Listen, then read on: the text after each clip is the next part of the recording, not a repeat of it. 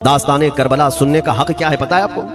مولا حسین کی شہادت کے واقعات اگر میرا یہ وجدان کہتا ہے اس کا اثر کیا ہونا چاہیے؟ اس کا اثر یہ ہے کہ اگر میں کربلا کی داستان 80 سال کے بوڑھے کو سناؤں تو وہ 25 سالہ جوان بن جائے، اس کے اندر جذبہ وہ آ جائے۔ یہ نہیں ہے کہ رونا دھونا کر کے چادر اوڑھ کر کے سو گیا۔ کربلا کی داستان صرف رونے دھونے کے لیے نہیں ہے، یہ مرے ہوئے دلوں کو زندہ کرنے کے لیے سنائی جاتی ہے، ٹوٹے ہوئے دلوں کو جوڑنے کے لیے سنائی جاتی ہیں، اور خوف کی دنیا میں جینے والوں کو یہ بتایا جاتا ہے کہ ایک طرف اگر 22,000 بھی ہو، اگر تم حسینی ہو تو خوف نہ رکھنا۔ آج جس طرح تم دیکھ رہے ہو 14 صدیوں کے بعد بھی حسین اعظم کا پرچم ہر گھر میں لہرا رہا ہے، اگر تم یزیدی طاقتوں کے ساتھ آج کھڑے رہو گے، مولا کل بھی تمہارے نام کو کبھی مرنے نہیں دے گا۔ تمہارا نام، تمہارا پرچم مولا رب تبارک و تعالی حسین اعظم کے ساتھ زندہ رکھے گا۔ السلام علیکم دوستو، بزرگوں، بھائیوں اور بہنوں، امید کرتا ہوں انشاءاللہ آپ سب خیریت سے ہوں گے۔ اللہ آپ سب کو ہمیشہ خوش رکھے۔ میں آپ کا بھائی محمد عفران آج پھر ایک نئی ویڈیو لے کر آپ سب کی خدمت میں حاضر آیا ہوں۔ اس ویڈیو کا ٹاپک ہے 10 محرم سے پہلے ہمارے حسین نے یزیدوں سے کہا تھا میں تمہارے سامنے یہ 3 آپشن رکھتا ہوں، اس 3 آپشن میں سے ایک بھی مان لو، لیکن یزید نہیں مانا۔ پھر آگے کیا ہوا آئیے اس ویڈیو میں سنیں گے مفتی سلمان اظہری صاحب کی زبانی، اور اس ویڈیو کو دیکھ کر زیادہ سے زیادہ عمل بھی کرنے کی کوشش کریں گے انشاءاللہ۔ تو بنا دیر کیے ہوئے آئیے اس ویڈیو کو دیکھتے ہیں دوستو۔ میرے عزیزوں، بچوں میں، جوانوں میں جوش تو ہوتا ہی ہے، اور تمہارا جوش دیکھ کر اب اپنے بھی ڈرنے لگ گئے ہیں۔ ابھی منبر سے ہمارے رفیق سفر وہ مجھ سے کہہ بھی رہے ہیں کہ نوجوانوں کو روک دیں نعرہ لگانے سے، اس سے پتہ چلتا ہے کہ تمہارے نعرے کی دھمک کہاں تک پہنچتی ہے۔ میرے عزیزوں، میں کسی ناجائز نعرے کی تلقین بھی نہیں کرتا اور دعوت بھی نہیں دیتا، لیکن ہم ایمان والے ہیں، بے خوف جیتے ہیں۔ اعلیٰ حضرت امام اہل سنت فاضل بریلوی کا ہمیں میسج ہے، اور ان کا پیغام ہمارے تک یہ پہنچا ہے، خوف نہ رکھ رضا ذرا تو ہے عبد مصطفیٰ۔ یہ سب سے بہترین پیغام ہے، پوری زندگی اس شعر کے سہارے تم جی لوگے، خاص کر گجرات والے۔ خوف نہ رکھ رضا ذرا تو ہے عبد مصطفیٰ۔ جس کو یہ یقین ہے کہ وہ غلام مصطفیٰ ہے، اسے خوف کرنا ہی نہیں چاہیے، ڈرنا ہی نہیں چاہیے۔ ہاں، ناجائز کاموں سے ڈرو، غیر قانونی کاموں سے ڈرو، لیکن حق بات سر چڑھ کر بولنے سے کبھی کوئی خوف نہ ہو، یہی ایمان کی علامت ہے۔ خوف نہ رکھ رضا ذرا تو ہے عبد مصطفیٰ، تیرے لیے امان ہے، تیرے لیے امان ہے۔ آج میرے گفتگو کے مہمیز کو انہوں نے اگرچہ بدل دیا، میں اسی پر آپ سے کلام بھی کرتا ہوں کہ آپ ہی کا ماحول نہیں اور ہمارے منبر کا ہی ماحول نہیں۔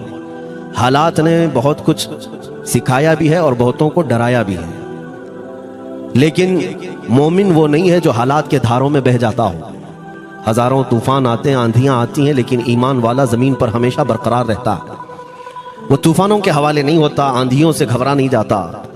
جس کو اقبال نے کیا پیارے انداز میں کہا تھا، کچھ بات تو ہے کہ مٹتی نہیں ہستی ہماری۔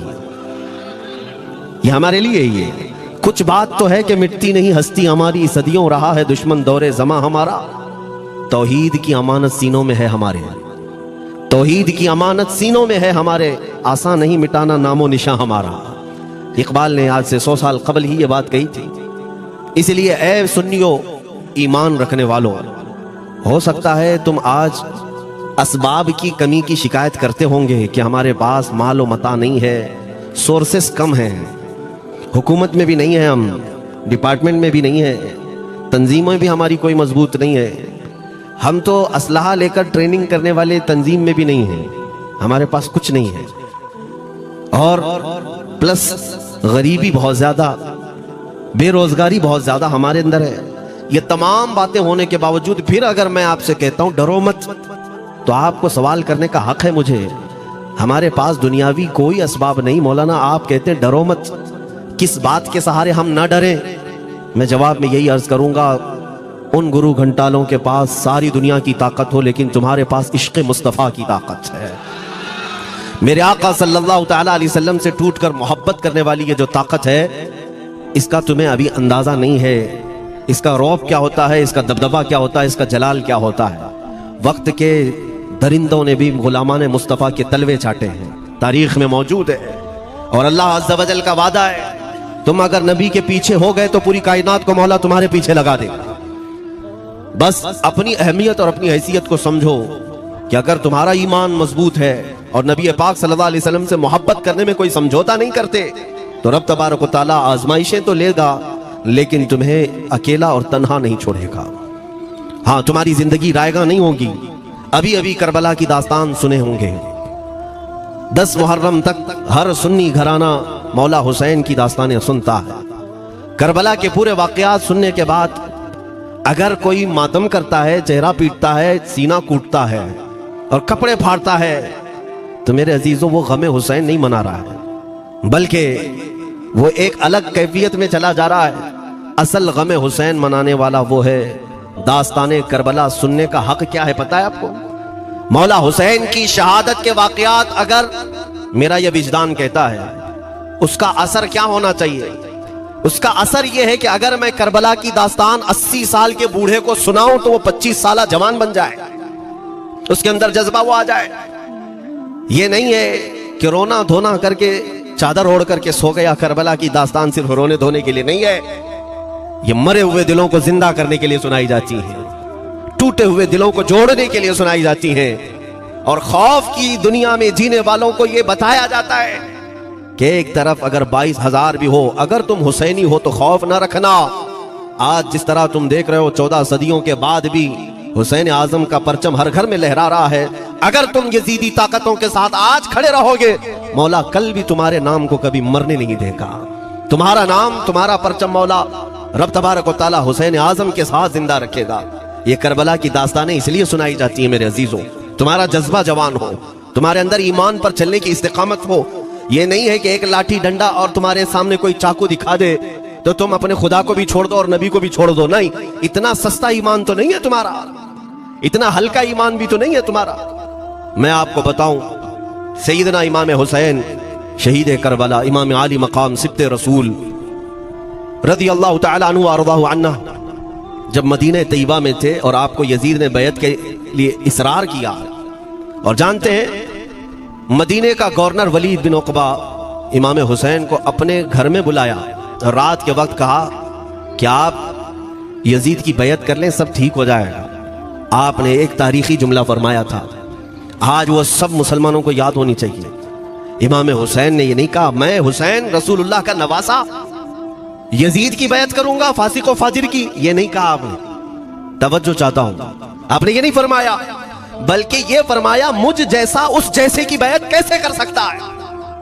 ये क़यामत तक आने वालों के लिए मैसेज है, हुसैन जैसा कभी भी यजीद जैसे की बैत नहीं कर सकता और ना ही वैसों की ताकत को वो मान सकता है। और अल्हम्दुलिल्लाह हमारी माओं ने बचपन से हमें हुसैन को ही सुनाया है, यजीद को नहीं। इसलिए आज अगर किसी तख्त पर यजीद बैठा हो तो हमें डर नहीं लगता इस बात का कि वो गर्दन उड़ा देगा, हमें इस बात का खौफ नहीं लगता कि फांसी पर चढ़ा देगा। हमें इस बात का यकीन है कि अगर हमारे टुकड़े भी हो जाएंगे तो इंशाअल्लाह हमारी रूहें करबला जरूर पहुंचेंगी, इमाम हुसैन के साथ क़यामत के दिन उठाए जाएंगे, हक बात करते हुए अगर दुनिया से जाएं। अजीज़ान गिरामी वक़ार, मैं तारीख की चंद झलकियां आपके सामने रखूंगा। मुझे हुक्म भी हुआ है, बहुत जल्दी वक्त खत्म हो जाएगा, समेटना है। मैं चंद मिसालें आपके सामने रखता हूं। ताकत किसे कहते हैं, क़ुव्वत किसे कहते हैं? जिम में जाकर बॉडी बनाने वाला ताकतवर है, काजू बादाम खाने वाला ताकतवर है, मुक्के मारने वाला ताकतवर है। कौन है ताकतवर? ताकत किसे कहते हैं मेरे अजीजों? असल ताकत तो यह है कि तुम इस्तेमाल अपने हाथ पैर कुछ भी ना करो लेकिन खलबली दूसरों में मची रहे। यह असल ताकत है, ये रब ताला की तरफ से दी हुई होती है इनाम में। वरना आप सोच सकते हैं कि हुसैन आजम के साथ जो लोग आए थे वो कुल काफिला कितना था? अलग अलग रिवायतें। इमाम हुसैन के साथ 135 लोग थे, बाज़ रिवायात में है 96 थे, 96 लोग थे, बाज़ रिवायत में 82 थे। शहीद होने वालों की तादाद 72 है। लेकिन इस बात पर अक्सर उलमा मुहद्दिसीन का ख्याल है कि 82 लोग थे, 82 लोग थे। 82 के मुकाबिल में कितने लोगों को आना चाहिए रास्ता रोकने के लिए? अगर किसी आम आदमी से भी पूछे तो डबल कर दो, ट्रिपल कर दो, 4 गुना ज्यादा कर दो। नहीं, 82 को रोकने के लिए पहले 1000 लोग आए, फिर वो 1000 के बाद 4000 प्लस आए, 5000 लोग सिर्फ 82 लोगों को रोकने के लिए आए रास्ता। फिर ये लोग 4 दिन तक रास्ता रोकते ही रहे, 5000 लोग मिलकर। 10ویں محرم ہونے سے پہلے پھر تقریباً 16,000 لوگ آئے، یعنی تقریباً پورے ٹوٹل ملا کر 22,000 کے قریب، 21,000 سمتنگ کچھ، 22,000 کی فوج کیا معنی رکھتی ہے؟ کس کو روکنے کے لیے 82 لوگوں کو؟ اسی سے سمجھ میں آتا ہے اصل طاقت کسے کہتے ہیں۔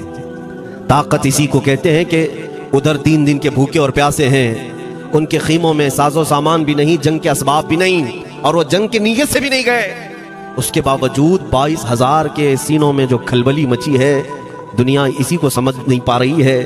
اگر دنیا یہ سمجھتی ہے کوانٹیٹی کا نام طاقت ہے تو ہم اس کو رد کرتے نہیں، کوالٹی کا نام طاقت ہے۔ ایمان یہ اصل طاقت ہے۔ اور ایک تاریخی بات میں آپ کے سامنے رکھتا ہوں، امام حسین کا راستہ روکنے کے لیے سب سے پہلے یزید کی فوج سے جو شخص آیا تھا اس کو حر بن یزید کہتے ہیں، حر بن یزید الریاعی۔ 1,000 کا لشکر لے کر کے یہ امام حسین کا راستہ روکنے آئے، 2 دن تک ادھر ادھر گھماتے رہا، اور جب نمازیں ہوتی رہی امام حسین مصلی امامت پر ہیں اور یہ یزیدی اقتدا بھی کر رہے ہیں، ہر جماعت امام حسین کے پیچھے ہو رہی ہے۔ لیکن میں آپ کو بتاتا ہوں 10ویں محرم سے پہلے امام حسین نے ایک خطبہ دیا اور یزیدیوں سے کہا کیا تم میری حیثیت کو نہیں جانتے؟ میں فاطمہ زہرا کا بیٹا ہوں، حیدر کرار کا نور نظر ہوں، رسول اللہ کا نواسا ہوں، میری نسبتیں کیا تمہیں نہیں معلوم؟ تم میرے خون سے اپنے ہاتھوں کو نہ رنگو، میں تمہارے پاس آپشن رکھتا ہوں، میں اس راستے سے اپنے واپس مدینے کی طرف جاتا ہوں یا کسی ساحل کی طرف یا دمشق جاؤں گا، جنگ کرنا نہیں چاہتا تم سے۔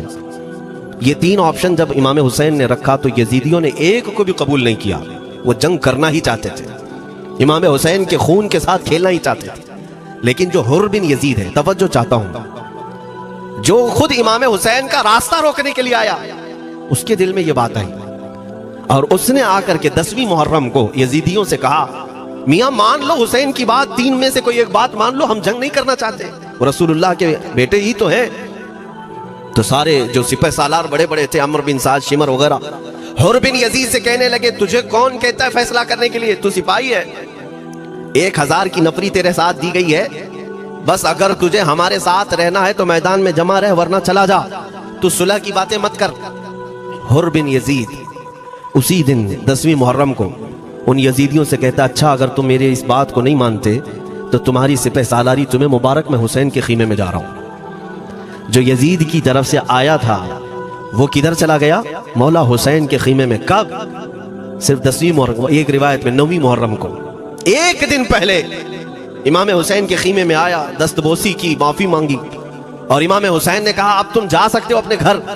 حر بن یزید نے کہا میں اس وقت تک اب آپ کا ساتھ نہیں چھوڑوں گا جب تک میرے جسم میں آخری سانس باقی رہے، میں آپ کے ساتھ رہوں گا۔ اب امام حسین کی وفاداری میں آنے والا کون تھا؟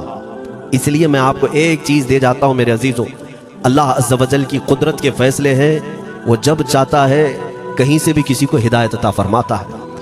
وہ باطل قوتوں کے موجود پلنے والا بچہ بھی کبھی رب تبارک و تعالی ہدایت دیتا ہے، اسے عالم بناتا ہے، اور کبھی کعبے کی چھاؤں میں پلنے والے کو مولا ابو جہل بھی بناتا ہے، گمراہ کر دیتا ہے۔ حر بن یزید مولا حسین کے پاس آ گئے۔ جو بات مجھے کہنی ہے اس کے لیے مجھے اتنا واقعہ بیان کرنا پڑا ہے، میں اصل پوائنٹ کی طرف آتا ہوں کیوں میں یہ بیان کر رہا ہوں۔ جب 10ویں محرم کو جنگ شروع ہوئی، عمرو بن سعد نے تیر چلایا، تو جانتے ہیں خیمہ حسین کی طرف سے سب سے پہلے میدان میں اترنے والا یہی حر بن یزید ہی، یہی اترے اپنے گھوڑے پر سوار ہو کر انہی یزیدیوں سے لڑنے کے لیے جن کی فوج میں یہ آئے تھے، ان کے مقابل میں لڑنے کے لیے گئے۔ اور جب لڑنے کی ابتدا ہوئی صبح سے دوپہر کے قریب تک وہ لڑتے رہے، زوال تک۔ آپ جو بات کہنا ہے توجہ سے سنو، حر بن یزید نے صبح سے لڑائی کی، بہتوں نے وہاں پر میدان جنگ میں مقابلہ آرائیاں کی ہیں، لیکن حر بن یزید کی جو لڑائی ہے وہ تاریخ میں لکھی ہوئی۔ آج انہوں نے یزیدیوں کے ساتھ جو جنگ کیا، کئی گھنٹے جنگ کرنے کے بعد جانتے ہیں تنہا حر بن یزید نے 120 یزیدیوں کو قتل کیا، 120 کی تعداد، ایک گھوڑ سوار ایک ہی ہے، 120 کو مار گرایا۔ اس کے بعد جام شہادت نوش کیا۔ میں تاریخ پڑھ رہا تھا، وہیں پر ہم نے کتاب کو روک دی۔